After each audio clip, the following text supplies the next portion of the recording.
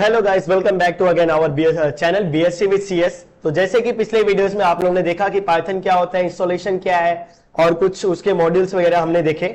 आज के वीडियो में हम देखने वाले गाइस कि पाइथन इंटरप्रेटर और कंपाइलर क्या होता है, बेसिकली इस किस कॉन्सेप्ट पे रन करता है और किस कॉन्सेप्ट पे वर्क करता है। इंटरप्रेटर और कंपाइलर क्या होता है वो जानने वाले हैं। इसको जानने से पहले गाइस, अगर आप लोग चैनल पे न्यू है तो फटाफट जाए चैनल को सब्सक्राइब कर ले और फटाफट बेल आइकन दबा दे, और ताकि हम लोग का हमारी अपकमिंग वीडियोस आपके तक पहुंच सके।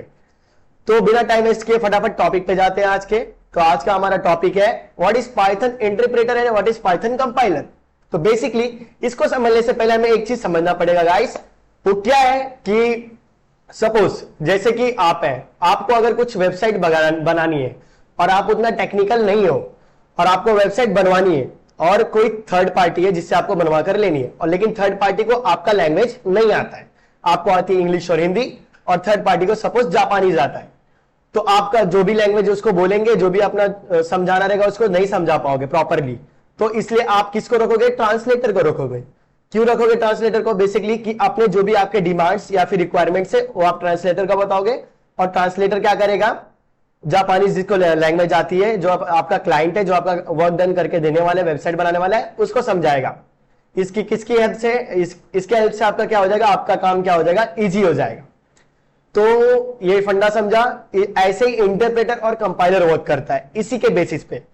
इंटरप्रेटर और कंपाइलर के इसी के बेसिस पे रन करता है। बेसिकली सपोज कि अगर ये क्या करता है, हम लोग जो नॉर्मली लैंग्वेज रहते हैं, जितने भी प्रोग्रामिंग लैंग्वेज है सब हाई लेवल लैंग्वेज है। बिकॉज हम लोग क्या करते हैं, स्क्रिप्ट लिखते हैं या फिर प्रोग्राम या फिर कोड लिखते हैं, वो सब हाई लेवल लैंग्वेज में लिखते हैं, जो ह्यूमन रीडेबल फॉर्मेट होता है, जो हमें समझ में आता है। जैसे इंग्लिश लैंग्वेज हो गया, हाई लेवल लैंग्वेज हो गया। लेकिन कंप्यूटर्स जो होते हैं वो सिर्फ बाइनरी लैंग्वेज समझते हैं, जैसे कि 0 एंड 1। तो बेसिकली हमें क्या करना होता है कि हम लोग जो भी कमांड या फिर लिखते हैं, जो भी कोड हम लोग लाइन बाय लाइन लिखते हैं, उसको जब रन करते हैं तो बीच में एक इंटरप्रेटर या फिर कंपाइलर आता है, जो काम क्या करता है? बेसिकली हमने सोर्स कोड ले लिया, वो काम क्या करता है? उस हाई लेवल लैंग्वेज को किस में कन्वर्ट करता है? मशीन लेवल लैंग्वेज में, ताकि मशीन क्या करे? उसको इजीली अंडरस्टैंड हो जाए और उस बेसिस पे वो क्या करे? काम करे।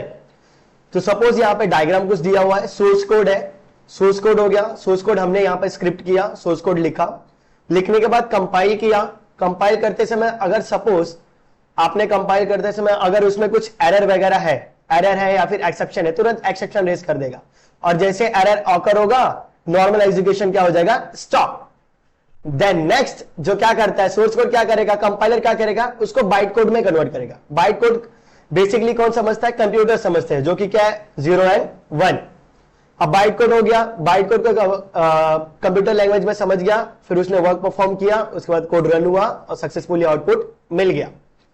बट बेसिकली जो कंपाइलर और इंटरप्रेटर है, इनके बीच में भी डिफरेंस होता है। मतलब काम तो दोनों सेम ही करते हैं कि कंपाइल करने का, बट इनका काम करने का वेज क्या है? बिल्कुल भी डिफरेंट होता है। तो ये जो इनके बीच में कंपाइलर और इंटरप्रेटर का जो डिफरेंस बिटवीन है, ये पार्ट 1 वीडियो है। नेक्स्ट वीडियो में हम लोग देखेंगे कि कंपाइलर और इंटरप्रेटर होता क्या है, इनके बीच का डिफरेंस देखेंगे। तब तक के लिए बाय गाइस, थैंक यू।